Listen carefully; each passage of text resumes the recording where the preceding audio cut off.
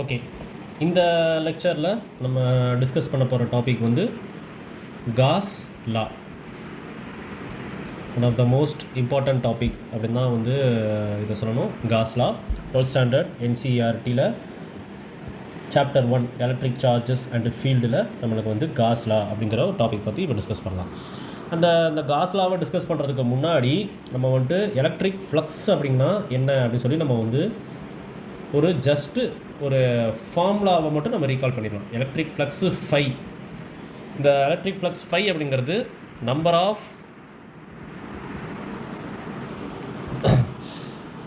Of field lines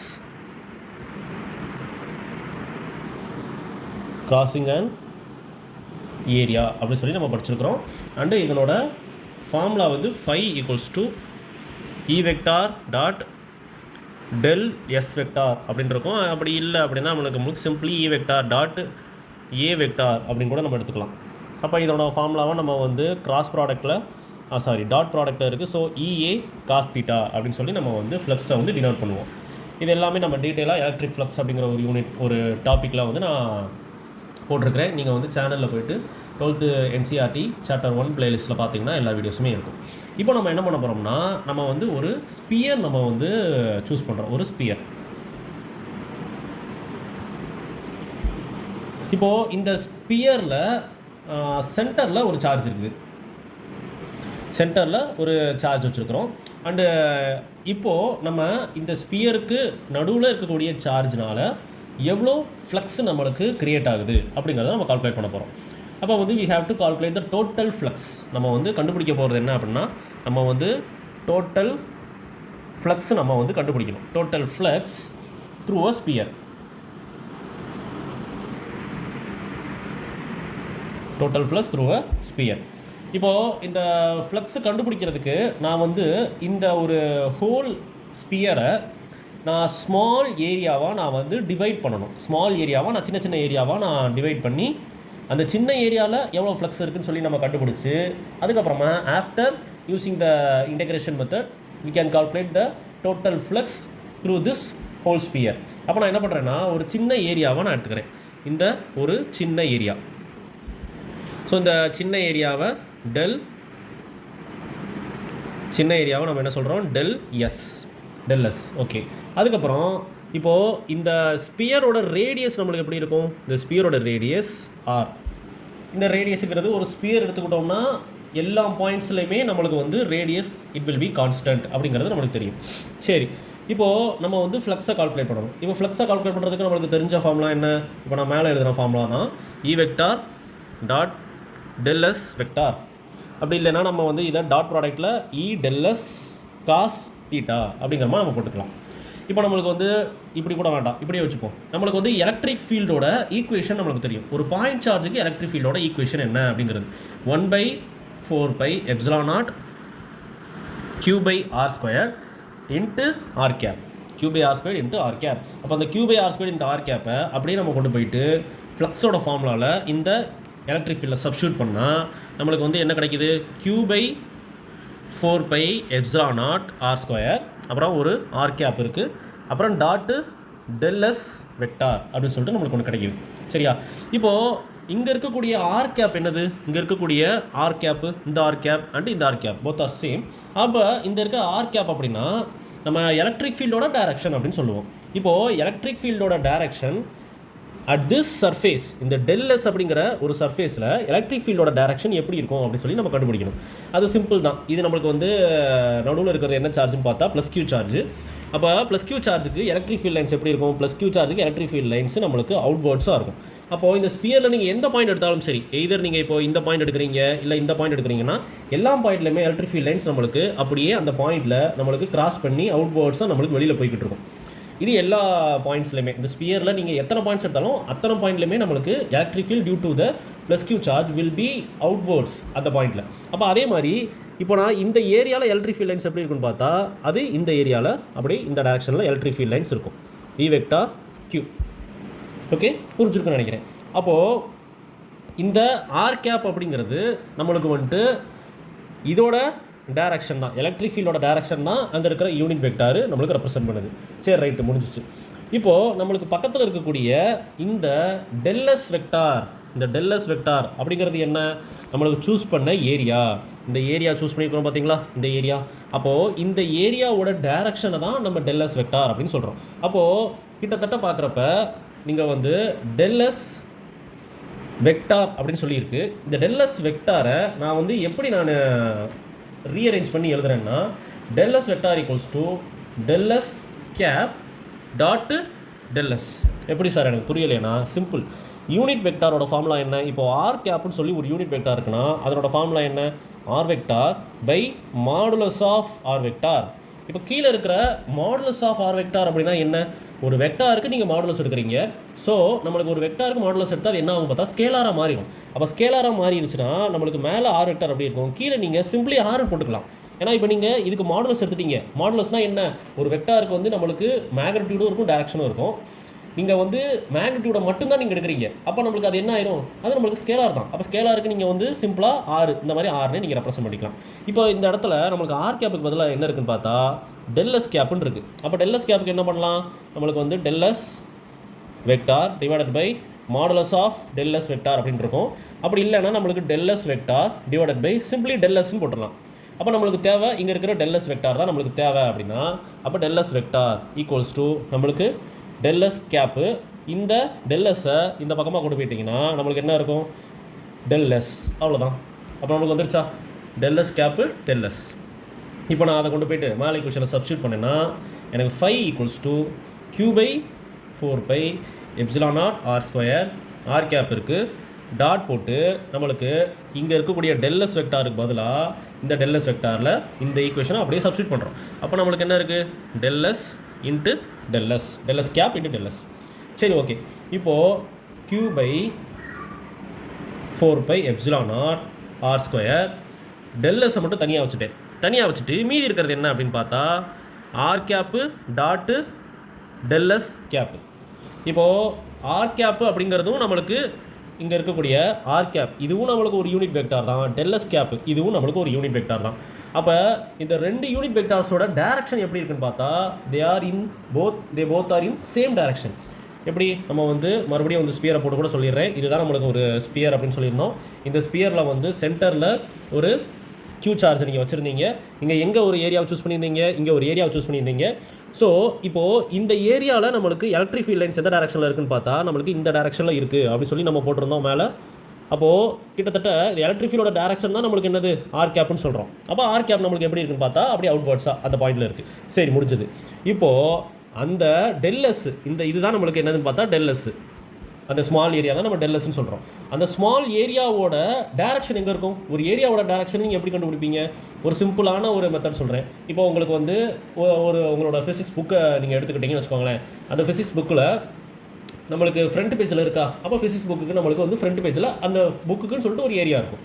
அப்போது அந்த ஏரியாவோட direction கண்டுபிடிக்கலாம் என்ன பண்ணணும், உங்கள் புக்கோட சென்டரில் நீங்கள் வந்து அவுட்வேர்ட்ஸாக நீங்கள் வந்து ஒரு நார்மலாக வரைங்க. நார்மலாக என்ன, உங்கள் புக்கோட பிளெயினுக்கு பெர்பெண்டிகுலராக நீங்கள் ஒரு லைன் வரையணும். அப்போது இதுதான் நம்மளுக்கு புக்குன்னு வச்சுக்கோங்களேன். இந்த கோடு தான் உங்களுக்கு புக்கு. இப்போது இந்த இடத்துல சென்டரில் இருந்து அவுட்வேர்ட்ஸ் நார்மல் நீங்கள் வரைஞ்சிங்கன்னா அந்த அவுட்வேர்ட்ஸ் நார்மல் தான் உங்கள் புக்கோட ஏரியா டைரக்ஷன். அப்போது இங்கே இருக்கக்கூடிய டெல்லஸோட டைரக்ஷன் நம்மளுக்கு எப்படி இருக்கும்னா, இந்த இடத்துல இருந்து ஒரு சென்டரில் இருந்து நான் அவுட்வேர்ட்ஸ் நார்மல் வரைஞ்சேன்னா அதுதான் எனக்கு என்னது டெல்லஸ் கேப், அந்த ஏரியாவோட டைரக்ஷன். அப்போ நம்மளுக்கு ரெண்டுமே எப்படி இருக்குன்னு பார்த்தா சேம் டைரக்ஷனில் இருக்கா. அப்போ நம்மளுக்கு சேம் டைரக்ஷனில் இருக்குது and both are unit vectors. அப்போ ஒரே மாதிரியாக இருக்கக்கூடிய யூனிட் வெக்டார்ஸுக்கு R cap dot del S cap இது வந்து நம்மளுக்கு சேம் யூனிட் வெக்டார்ஸ். ஒரே மாதிரியாக இருக்கக்கூடிய யூனிட் வெக்டார்ஸுக்கு நீங்கள் டாட் ப்ராடக்ட் எடுத்தீங்கன்னா அதோட ஆன்சர் நம்மளுக்கு 1ன்னு வரும். Dot product of same unit vectors இது நம்மளுக்கு 1. இதுவே நீங்கள் இதே மாதிரி சேம் யூனிட் வெக்டார்ஸுக்கு நீங்கள் கிராஸ் ப்ராடக்ட் எடுக்கிறீங்கன்னு வச்சுக்கோங்க, டெல்லஸ் கேப்பு அப்புறம் ஆர் கேப்பு கிராஸ் ப்ராடக்ட் எடுக்கிறீங்க, இங்கே இருக்கிற கிராஸ் ப்ராடக்ட் எடுக்கிறீங்கன்னா நம்மளுக்கு அப்போ ஆன்சர் 0ன்னு வரும். இதெல்லாமே நம்ம 11th ஸ்டாண்டர்டில் நம்ம படித்த ஒரு பேசிக்ஸான ஒரு விஷயம். அப்போ நம்மளுக்கு இந்த டேர்மு இப்போ நம்மளுக்கு என்ன ஆயிடுச்சுன்னு பார்த்தா இந்த டேர்ம் நம்மளுக்கு ஆன்சர் 1 அப்படிங்கிற மாதிரி வந்துருச்சு. சரி, அதை தவிர்த்துட்டு மீதி என்ன இருக்குது, phi equals to q by 4 pi epsilon naught r squared அதுக்கப்புறம் del s, அதுக்கப்புறமா நம்மளுக்கு del s, ரைட்டா முடிஞ்சு. இப்போது இந்த ஃப்ளக்ஸ் நம்மளுக்கு வந்து நம்ம ஒரு ஸ்மால் ஏரியா del sன்னு சொல்லி ஒரு ஸ்மால் ஏரியா நம்ம சூஸ் பண்ணி அந்த ஸ்மால் ஏரியாவில் இருக்கக்கூடிய ஃப்ளக்ஸை தான் நீங்கள் கால்குலேட் பண்ணீங்க. ஸோ அதனால் நான் ஸ்டார்டிங்கில் இருந்தே நான் வந்து இங்கே del sன்னு சொல்லி del phi அப்படின்னு சொல்லி ஒரு ஸ்மால் ஏரியாவில் சூஸ் பண்ண ஃப்ளக்ஸுங்கிறதுனால எல்லா இடத்துலையுமே del phi அப்படிங்கிற மாதிரி நான் போட்டுக்கிறேன். அப்போ del phi, அப்போ இங்கேயும் நம்மளுக்கு del phi. அப்போ நம்மளுக்கு del phi அப்படிங்கிறது என்ன, நம்மளுக்கு small flux through the area del s. del sங்கிற ஒரு சின்ன ஏரியாவில் இருக்கக்கூடிய ஃப்ளக்ஸை தான் நீங்கள் கால்குலேட் பண்ணிக்கிறீங்க. அப்போ நீங்கள் என்ன பண்ணணும், டோட்டல் ஃப்ளக்ஸ் கால்குலேட் பண்ணணும். அப்போ டோட்டல் ஃப்ளக்ஸ் கால்குலேட் பண்ணணும்னா டோட்டல் ஃப்ளக்ஸ் நீங்கள் கால்குலேட் பண்ணணும். அப்போ என்ன பண்ணணும், நீங்கள் வந்து ஒரு ஸ்பியரை வந்து சின்ன சின்ன ஏரியாவாக நீங்கள் ஸ்ப்ளிட் பண்ணிங்களா, அந்த எல்லா ஏரியாஸுமே தனித்தனியாக நீங்கள் வந்து ஃப்ளக்ஸ் கால்குலேட் பண்ணுறீங்க. After that you have to add all the flux through the different area. அப்போ நம்ம டோட்டல் ஃப்ளக்ஸ் கண்டுபிடிக்கணும் அப்படின்னா நம்மளுக்கு எல்லா ஃப்ளக்ஸையுமே நம்மளுக்கு ஆட் பண்ணணும். டோட்டல் ஃப்ளக்ஸ் இது நம்மளுக்கு எப்படி அப்டைன் பண்ணலாம், அப்டைன்டட் பை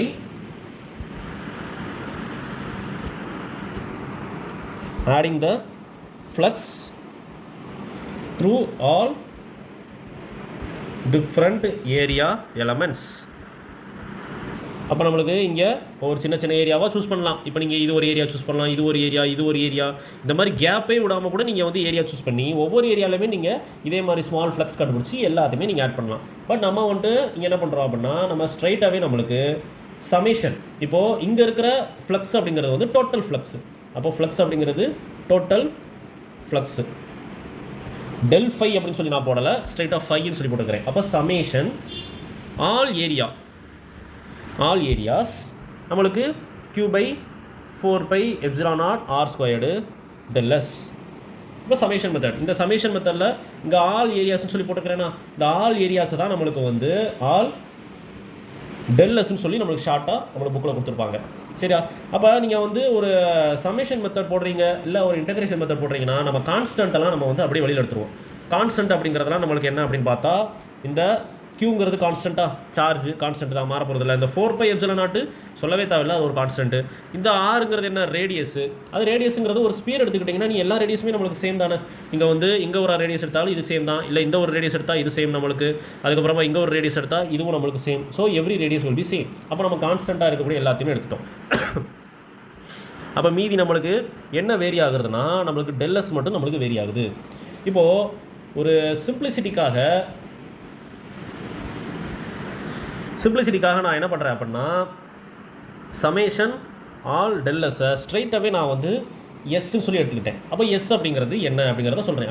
இப்போ நம்ம மீதி இருக்கிறத அப்படியே எழுதுவோம். 4 pi epsilon naught r squared அப்புறமா S, where S is nothing but total surface area of sphere.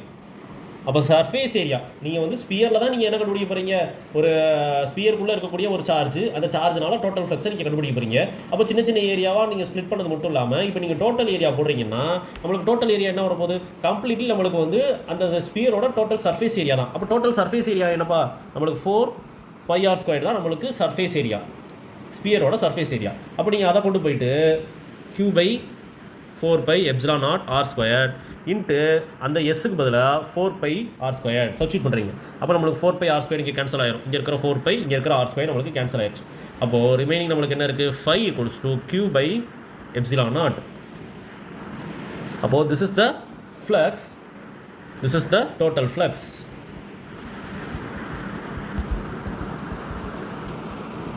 This is the total flux through a sphere. ரைட்டா, அப்போ வந்து இதுதான் நம்மளுக்கு ஒரு ஸ்பியரில் இருக்கக்கூடிய டோட்டல் ஃப்ளக்ஸ்.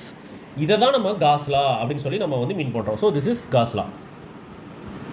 அப்போது காஸ்லாவில் நம்மளுக்கு டெரைவ் பண்ண ஒரு ஸ்டேட்மெண்ட் என்ன அப்படின்னா திஸ் லா இம்ப்ளைஸ் தட் நம்ம என்ன கண்டுபிடிச்சோம், டோட்டல் ஃப்ளக்ஸ் தான் நம்ம கண்டுபிடிச்சோம். அப்போ total flux through a closed surface,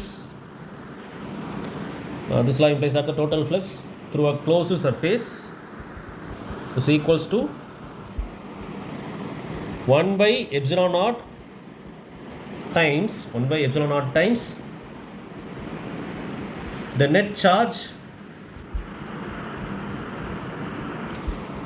enclosed within the surface. கரெக்டாக தானே? phi equals to 1 by epsilon naught into q. அப்போ 1 by epsilon naught times the total charge enclosed within the surface. இந்த charge தான் நம்மளுக்கு என்ன இருக்குது, நம்மளுக்கு அந்த சார்ஜுங்கிறது எங்கே இருக்குன்னு பார்த்தா நம்மளுக்கு அந்த சர்ஃபேஸுக்கு உள்ளே இருக்குது. அப்போ enclosed within the surface, அந்த சர்ஃபேஸுக்கு உள்ளே இருக்குது. அப்போ இதுதான் நம்மளுக்கு காஸ் லா. அண்ட் இந்த காஸ் லாலேருந்து நீங்கள் இன்னொரு ஸ்டேட்மெண்ட்டும் நீங்கள் வந்து சொல்லலாம். இப்போது நம்ம வந்துட்டு ஒரு ஸ்பியரை நீங்கள் எடுத்தீங்க, அந்த ஸ்பியருக்குள்ளே ஒரு சார்ஜ் க்யூன்னு சொல்லிட்டு ஒரு சார்ஜ் இருந்துச்சு. அதனால் நீங்கள் வந்து ஈக்குவேஷன்ஸ்லாம் ஃபைண்ட் பண்ணி க்யூ பை எப்சிலான் நாட்னு சொல்லி நீங்கள் ஆன்சர் கண்டுபிடிச்சிட்டிங்க. இப்போது இந்த க்யூங்கிறது நம்மளுக்கு அந்த ஸ்பியருக்குள்ளே இல்லாமல் அப்போ நம்மளுக்கு இந்த இடத்துல இருந்திருந்தா என்ன ஆயிருக்கும்? ஏன்னா நீங்கள் இந்த ஸ்பியரோட டோட்டல் சர்ஃபேஸ் ஏரியா 4πr² போட்டு தான் நீங்கள் ஈக்குவேஷனே போட்டிருக்கிறீங்க. அப்போ அந்த 4πr² அப்படிங்கிறது அந்த ஸ்பியரோட ஏரியா மட்டும் தான் நம்மளுக்கு வந்து கால்குலேட் பண்ணுமே தவிர ஸ்பியருக்கு வெளியில் இருக்கிற ஏரியாலாம் நம்மளுக்கு இன்க்ளூட் பண்ணாது. அப்போ ஸ்பியருக்கு வெளியில் இருக்கிற ஏரியாவில் இன்க்ளூட் பண்ணாது அப்படின்னா ஸ்பியருக்கு வெளியில் இருக்கிற சார்ஜஸையுமே காஸ் லா இன்க்ளூட் பண்ணாது. அப்போ நம்மளுக்கு என்ன அர்த்தம்? This law implies that total flux will be zero. Total flux will be zero if there is no charge enclosed within the surface. அப்போ நம்மளுக்கு அந்த சர்ஃபேஸுக்குள்ளே எந்த சார்ஜுமே இல்லைனா ஃப்ளக்ஸுமே நம்மளுக்கு ஜீரோ தான், முடிஞ்சு. ஸோ இது நம்மளுக்கு காஸ் லா ஒரு பார்ட்டு நம்மளுக்கு முடிஞ்சு. இப்போ நம்ம என்ன பண்ணியிருப்பாங்கன்னா நம்ம புக்கில் வந்துட்டு ஒரு சிலிண்டரை நம்மளுக்கு எடுத்திருப்பாங்க. ஒரு சிலிண்டர் எடுத்து அதில் நம்மளுக்கு டோட்டல் ஃப்ளக்ஸ் என்ன இருக்குது அப்படி சொல்லி நம்ம கால்குலேட் பண்ணுவோம் அப்படி சொல்லி ஜஸ்ட்டு ஒரு எக்ஸாம்பிள் மாதிரி கொடுத்துருப்பாங்க. இப்போது இது வந்து ஒரு சிலிண்டர் அப்படின்னு வச்சுக்கோங்க. ஸோ இந்த சிலிண்டரில் எலக்ட்ரிக் ஃபீல்டோட டேரக்ஷனை மட்டும்தான் நம்மளுக்கு ரெப்ரசென்ட் பண்ணிப்பாங்க. எலக்ட்ரிக் ஃபீல்டோட டேரக்ஷன் நம்மளுக்கு எப்படி இருக்க போகுதுன்னா டுவர்ட்ஸ் ரைட் சைடில் நம்மளுக்கு எலக்ட்ரிக் ஃபீல்டோட டேரக்ஷன் இருக்குது. இப்போ நான் என்ன பண்ணுறேன், நம்ம வந்து இங்கே இருக்கக்கூடிய சிலிண்டரில் நான் கண்டுபிடிக்க வேண்டியது என்னென்னா டோட்டல் ஃப்ளக்ஸ் தான் எனக்கு தேவை. இப்போ டோட்டல் ஃப்ளக்ஸ் தேவை அப்படிங்கிறதுனால நான் கொஞ்சம் ஈஸியாக கால்குலேட் பண்ணுறதுக்கு இது சிலிண்டரையே நான் 3 பார்ட்ஸாக நான் ஸ்ப்ளிட் பண்ணுறேன். இந்த பக்கம் இருக்கிற ஒரு பார்ட்டு, இப்போது இதை வந்து நான் வந்து ஃபஸ்ட்டு சர்ஃபேஸ்னு எடுத்துக்கிறேன். நம்ம லெஃப்ட் பக்கமாக ஒரு சர்ஃபேஸ் இருக்குது, அதை ஃபஸ்ட்டு சர்ஃபேஸ்னு அப்படி எடுத்துக்கிறேன். ரைட் பக்கம் நம்மளுக்கு ஒரு ஓப்பனிங் இருக்குது, அதை செகண்ட் சர்ஃபேஸ் அப்படின்னு எடுத்துக்கிறேன். மீதி இருக்கிற கர்வ்டு ரீஜன் எல்லாத்தையுமே நான் வந்து தேர்டு சர்ஃபேஸ்னு எடுத்துக்கிறேன். சரியா? அப்போது நான் இந்த ஆரோ மார்க் போட்டதுக்கு ரீசன் என்னென்னா ஃபஸ்ட்டு சர்ஃபேஸோட டேரக்ஷன் எப்படி இருக்குது அப்படின்னு கண்டுபிடிக்கணும். அப்போ மொதல் சர்ஃபேஸ் எந்த டேரக்ஷனில் இருக்குது, நம்மளுக்கு நடுவில் இருந்து ஒரு அவுட்வேர்ட்ஸ் நார்மல் நீங்கள் வரைஞ்சிங்கன்னா அதுதான் ஃபஸ்ட்டு சர்ஃபேஸோட ஏரியாவோட டேரக்ஷன். அதே மாதிரி நீங்கள் செகண்ட் சர்ஃபேஸோட டேரக்ஷன் நடுவில் இருந்து ஒரு அவுட்வேர்ட்ஸ் நார்மல் வரைஞ்சிங்கன்னா அந்த பக்கமாக இருக்குது. அதே இது தேர்டு சர்ஃபேஸுக்கு நீங்கள் எய்தர் நீங்கள் இந்த இடத்துல இருந்து இப்படி நீங்கள் வரையலாம், அப்படி இல்லைனா இந்த இடத்துல இருந்து நீங்கள் இப்படி வரையலாம். எந்த டேரக்ஷன் வேணாலும் எடுத்துக்கலாம். நம்ம வந்து இப்போதைக்கு டாப்பில் இருக்கிற டேரக்ஷன் மட்டும் நம்ம எடுத்துப்போம், தேர்டு சர்ஃபேஸ். அப்போ ஒவ்வொரு சர்ஃபேஸையுமே நம்ம வந்து என்ன டேரக்ஷனில் இருக்குது அப்படின்னு சொல்லி நம்ம வந்து ஜஸ்ட்டு வரைஞ்சிருக்கிறோம். அப்போ இப்போ டோட்டல் ஃப்ளக்ஸ் நீ கண்டுபிடிக்கணும். டோட்டல் ஃப்ளக்ஸ் 5 நீங்கள் கண்டுபிடிக்கணும். அப்போ நீங்கள் என்ன பண்ணணும், ஃபஸ்ட்டு சர்ஃபேஸில் இருக்கக்கூடிய ஃப்ளக்ஸை 5(1) அப்படின்னு வச்சுக்கோங்க. செகண்ட் சர்ஃபேஸில் இருக்கிற ஃப்ளக்ஸு 5(2), தேர்டு சர்ஃபேஸில் இருக்கிற ஃப்ளக்ஸு 5(3). அப்போ நம்ம வந்து தனித்தனியாக நம்ம டிஃப்ரெண்ட்டு சர்ஃபேஸாக நம்ம வந்து ஸ்ப்ளிட் பண்ணோம். போன ஸ்பியரில் பார்த்தீங்கன்னா சின்ன சின்ன சர்ஃபேஸாக ஸ்ப்ளிட் பண்ணி மொத்தத்தையும் ஆட் பண்ணணும் அப்படின்னு சொல்லியிருந்தேன்ல, அதே மாதிரி தான் இது. அப்போ நம்ம வந்து ஃப்ளக்ஸ் த்ரூ தான் ஃபஸ்ட்டு சர்ஃபேஸ், செகண்ட் சர்ஃபேஸ், அப்புறம் தேர்ட் சர்ஃபேஸ். இப்போது 5(1) நீங்கள் கண்டுபிடிக்கிறீங்க. அப்போ நம்மளுக்கு என்ன, E vector tattoo ∇s vector, இதுதான் நம்மளுக்கு ஃபார்முலா. அப்படி இல்லையா நீங்கள் வந்து சிம்பிளான மெத்தடு நீங்கள் இப்படி எக்ஸ்பேண்ட் பண்ணிக்கலாம். ஏன்னா நம்மளுக்கு வந்து A vector tattoo B vector equals to AB cos θ அப்படி போட்டுடலாம்ல. அப்போ நீங்கள் அந்த மாதிரி போட்டுட்டிங்கன்னா நம்மளுக்கு இங்கே இருக்கக்கூடிய இந்த தீட்டா யாருக்கு இருக்கிற ஆங்கிள், எலக்ட்ரிக் ஃபீல்டுக்கும் அந்த ஏரியாவுக்கும் நடுவில் இருக்கிற ஆங்கிள். அப்போ வந்து நான் கண்டுபிடிக்கிறது ஃபஸ்ட்டு சர்ஃபேஸ். அப்போ ஃபஸ்ட்டு சர்ஃபேஸோட டேரக்ஷன் எங்கே இருக்குன்னு பாருங்கள். நம்மளுக்கு ஃபஸ்ட்டு சர்ஃபேஸோட டேரக்ஷன் நம்மளுக்கு இந்த பக்கமாக இருக்கா, இந்த பக்கமாக இருக்குது ஃபஸ்ட்டு சர்ஃபேஸ் டேரக்ஷன். எலக்ட்ரிக் ஃபீல்டோட டேரக்ஷன் எங்கே இருக்குது, எலக்ட்ரிக் ஃபீல்டோட டேரக்ஷன் இங்கே இருக்குது, இந்த பக்கமாக இருக்குது. அப்போது எலக்ட்ரிக் ஃபீல்டோட டேரக்ஷன் நம்மளுக்கு இப்படி இருக்குது, ஃபஸ்ட்டு சர்ஃபேஸோட டேரக்ஷன் நம்மளுக்கு இப்படி இருக்குது. அப்போ நம்மளுக்கு ஆங்கிள் பிட்வீன் தம் நம்மளுக்கு என்ன வரும், ஆங்கிள் பிட்வீன் தம் 180 டிகிரி. அப்போ அப்படியே கொண்டு போயிட்டு காஸ் தீட்டாவில் போடுங்க. 5(1) equals to E ∇s cos 180 டிகிரி. காஸ் 180 டிகிரியோட வேல்யூ என்ன நம்மளுக்கு -1. அப்போ நம்மளுக்கு flux through first surface equals to -E del S முடிஞ்சது. இப்போ அடுத்து வாங்க செகண்ட் சர்ஃபேஸுக்கு φ2க்கு என்ன வரும் E del S cos θ அதே மாதிரி போடுங்க. அப்போ செகண்ட் சர்ஃபேஸுக்கு நம்மளுக்கு எலக்ட்ரிக் ஃபீல்டோட டேரக்ஷன் மாறவே இல்லை, இதே டேரக்ஷன் தான் எலக்ட்ரிக் ஃபீல்டோட டேரக்ஷன். செகண்ட் சர்ஃபேஸ் எங்கே இருக்குன்னு பார்த்தா அதுவும் நம்மளுக்கு இதே டேரக்ஷனில் தான் இருக்குது. செகண்ட் சர்ஃபேஸ் தெரியுதா, இங்கே இருக்கா செகண்ட் சர்ஃபேஸோட டேரக்ஷன். அப்போ அதுவும் அதே டேரக்ஷனில் இருக்குது. அப்போ நம்மளுக்கு ரெண்டுமே நம்மளுக்கு same direction. So angle between them will B 0 degree. அப்போ நம்மளுக்கு cos 0 டிகிரியை கொண்டு போய் போட்டால் நம்மளுக்கு வந்து E del S cos 0 degree. அப்போ நம்மளுக்கு ஆன்சர் E del S அப்படின்னு வரும் φ2. ஏன்னா நம்மளுக்கு cos 0 டிகிரியோட ஆன்சர் நம்மளுக்கு 1. ஓகே, இப்போ நம்மளுக்கு வந்துருச்சு. இப்போ நம்மளுக்கு அடுத்தது φ3 நம்ம கண்டுபிடிக்கணும். அப்போ φ3 கண்டுபிடிப்போம். φ3ங்கிறது ஈஸியாக முடிஞ்சிடும். φ3ங்கிறது அதே மாதிரி E del S cos θ. அப்போ எலக்ட்ரிக் ஃபீல்டோட டேரக்ஷன் எங்கே இருக்குது, அது சேம் டேரக்ஷன் தான். எலக்ட்ரிக் ஃபீல்டோட direction towards this side. Third surface எங்கே இருக்குன்னு பார்த்தா நம்மளுக்கு இப்படி இருக்குது தேர்ட் சர்ஃபேஸ். அப்போ தேர்ட் சர்ஃபேஸை பார்த்தீங்கன்னா எப்படி இருக்குது, நம்மளுக்கு தேர்ட் சர்ஃபேஸ் பார்த்தீங்கன்னா இங்கே இருக்குது, நம்மளுக்கு அப்படியே மேலே பார்த்துருக்கு. அப்போ மேலே பார்த்து இருக்குது அப்படிங்கிறனால நம்மளுக்கு angle between them will be 90 டிகிரி. அப்போ நம்மளுக்கு φ3ங்கிறது E del S cos 90. cos 90யோட வேல்யூ என்ன 0. அப்போ நம்மளுக்கு ஃப்ளக்ஸ் φ3 = 0. ஏன்னா cos 90 டிகிரி = 0. அப்போ நம்மளுக்கு இப்போ டோட்டல் ஃப்ளக்ஸை கண்டுபிடிங்க. Total flux = φ1 + φ2 + φ3. அப்போ நம்மளுக்கு φ1 என்ன வந்துச்சு அப்படின்னு பார்த்தா -E del S, φ2ங்கிறது +E del S, φ3ங்கிறது 0. அப்போ நம்மளுக்கு ஆன்சர் என்ன வரும், டோட்டல் ஃப்ளக்ஸ் = 0. அப்போ டோட்டல் ஃப்ளக்ஸ் அப்படிங்கிறது நம்மளுக்கு 0 வந்துருச்சு. அப்போ இதுலேருந்து என்ன தெரியுது, total flux in a closed surface is 0. Then the total charge contained in that surface will also be 0. ஏன்னா நம்மளுக்கு φ = Q/ε0 இருக்குது. நம்மளுக்கு இந்த ஃபையே நம்மளுக்கு 0 ஆகி போச்சு. அப்போ நம்மளுக்கு 0. அப்போ நம்மளுக்கு இங்கே Q/ε0 இருக்கா, அப்போ சார்ஜ் என்ன வரும், அதுவும் நம்மளுக்கு 0 தானே, சார்ஜே இல்லைன்னு அர்த்தம். இங்கே தான் நம்ம என்ன சொல்லணும், அது எப்படி சார் சார்ஜே இல்லை எனக்கு புரியலையே அப்படின்னா நீங்கள் போட்டு கன்ஃபியூஸ் பண்ணவே தேவையில்லை. ஒரு சிலிண்டர் இருக்குன்னா அந்த சிலிண்டருக்குள்ளே இருக்கக்கூடிய டோட்டல் சார்ஜ் தான் 0. சார்ஜே இல்லைன்னு நான் சொல்ல வரல. நம்மளுக்கு அங்கே வந்து ஏகப்பட்ட சார்ஜஸ் இருக்கலாம், ஆனால் net amount of charges total charge தான் 0. அப்படின்னா என்ன அர்த்தம், equal amount of positive charges equal amount of negative charges இருந்தால் கூட உங்களுக்கு டோட்டல் சார்ஜ் என்ன வரும்னு பார்த்தா 0 தான் வரும். இல்லை நெட் அமௌண்ட் ஆஃப் சார்ஜ் 0 அப்படின்னு வரும். அப்போ நம்மளுக்கு ஃப்ளக்ஸ் 0ன்னு வந்துச்சுன்னா நம்மளுக்கு வந்து total charge contained in that surface will also be 0. முடிஞ்சிச்சு, அவ்வளோதான். ஸோ அப்போ காஸால இருந்து நம்ம வந்து ஒரு சில கன்க்ளூஷன்ஸ் நம்ம மேக் பண்ணணும் அப்படின்னா ஃபஸ்ட்டு நம்மளுக்கு காஸ் லா அப்படிங்கிறது this law is valid only to closed surface. closed surfaceக்கு மட்டும் தான் வேலிடாக இருக்கும், ஓப்பன் சர்ஃபேஸ்க்குலாம் காஸ் லா அப்ளை பண்ண முடியாது. Right, okay. அதுக்கப்புறம் this law will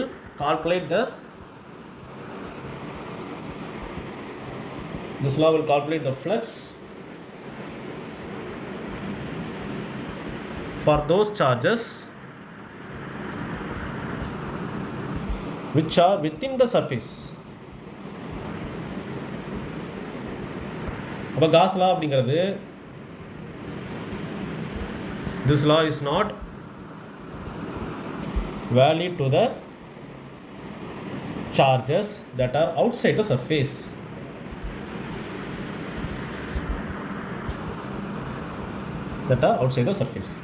அதுக்கப்புறம் நிறைய பேருக்கு இருக்கிற ஒரு டவுட்டு, ஒரு சார்ஜ் நம்ம வந்து சென்டர் பாயிண்டில் இருக்குது அப்படின்னு சொல்லியிருந்தோம். ஒரு ஸ்பியர் எடுத்துக்கிட்டிங்கன்னா அப்போ நம்மளுக்கு வந்து சார்ஜ் சென்டரில் இருந்தால் தான் காஸ் லா அப்ளை பண்ண முடியுமா அப்படின்னு கேட்டால் நம்மளுக்கு கிடையாது. நம்மளுக்கு வந்து charges can be situated wherever the charges can be situated anywhere inside the surface. அவ்வளோதான். உள்ளக்க நீங்கள் எங்கே வேணால் சார்ஜை கொண்டு போய் வைக்கலாம். நம்மளுக்கு வந்துட்டு அது நம்மளுக்கு மேட்டர் கிடையாது. ஆனால் சார்ஜுங்கிறது உள்ளே இருந்திருக்கணும். அதுக்கப்புறம் cos law is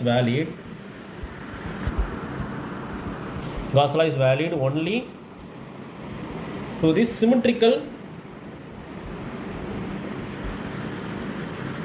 symmetrical surface. அப்படி இல்லைன்னா cos law is useful to the system which has some symmetry. அது என்ன சார் சம் சிமெட்ரி அப்படின்னா நீங்கள் எய்தர் ஸ்பியரு இல்லை வந்து ஒரு சிலிண்டர் இல்லை ஒரு சர்க்கிள் இந்த மாதிரி நீங்கள் ஒரு தெரிஞ்ச சர்ஃபேஸ் எடுத்துக்கிட்டிங்கன்னா உங்களுக்கு காஸ் லா அப்ளை பண்ணி ஆன்சர் கண்டுபிடிக்கிறது வந்து ரொம்ப ரொம்ப ஈஸி. அதுக்கு ஒரு பெஸ்ட் எக்ஸாம்பிள் என்னென்னா, நம்ம வந்து ஒரு ஸ்பியரை எடுத்தோம், அந்த ஸ்பியரோட டோட்டல் சர்ஃபேஸ் ஏரியாவை நான் வந்து 4πr² சொல்லி ஸ்ட்ரைட்டாகவே நான் போட்டு விட்டேன். இது நம்மளுக்கு தெரிஞ்ச சர்ஃபேஸாக இருக்கிறதுனால 4πr² சொல்லி போட்டிங்க நீங்கள். இதுவே நம்மளுக்கு தெரியாத சர்ஃபேஸாக இருந்தால் நம்மளுக்கு டோட்டல் சர்ஃபேஸ் ஏரியா தெரியாது, அப்போ நம்மளுக்கு ஃபைன் பண்ணுறது கொஞ்சம் கஷ்டம். அதனால் வந்துட்டு காஸ் லாங்கிறது வந்து நம்மளுக்கு ஒரு சிமெட்ரிக்கல் சர்ஃபேஸ்க்கு தான் நம்மளுக்கு காஸ் லாவை நம்ம யூஸ் பண்ண முடியும். நம்ம வந்து அன்ஈவன் சர்ஃபேஸு இல்லை வந்து ஓப்பன் சர்ஃபேஸ் அந்த மாதிரி விஷயத்துக்கெலாம் நம்ம யூஸ் பண்ண முடியாது. ஸோ நம்மளுக்கு காஸ் லா அப்படிங்கிறது இதுதான். இப்போ காஸ் லா அப்படிங்கிறது சிம்பிளாக நீங்கள் ஃபார்முலா வைஸ் காஸ் லானா என்ன அப்படின்னா Q/ε0, total flux Phi = Q/ε0. அப்போ காஸ் லா அப்படிங்கிறது வந்து ஜஸ்ட் வந்து ஒரு பேரில் இருக்குது ஒரு லா. அப்போ அதை எதை ரிலேட் பண்ணுது அப்படின்னா ஃப்ளக்ஸ் அண்டு எலக்ட்ரிக் ஃபீல்டு, ஃப்ளக்ஸையும் எலக்ட்ரிக் ஃபீல்டையும் ரிலேட் பண்ணக்கூடிய ஒரு குவான்டிட்டி. கரெக்டாக? ஏன்னா நம்மளுக்கு ஃபார்முலா இதுதானே, காஸ் லாவோட ஃபார்முலா இது தான். நம்மளுக்கு ஃப்ளக்ஸையும் எலக்ட்ரிக் ஃபீல்டையுமே நம்மளுக்கு ரிலேட் பண்ணுற ஒரு குவான்டிட்டி தான் காஸ் லா, ரைட்? ஸோ இதுதான் நம்மளுக்கு காஸ் லா. அண்ட் அடுத்த வீடியோவில் நம்மளுக்கு வந்து அப்ளிகேஷன் ஆஃப் காஸ் லாவில் ஃபஸ்ட் அப்ளிகேஷனை நம்ம டிஸ்கஸ் பண்ணலாம். தேங்க்யூ.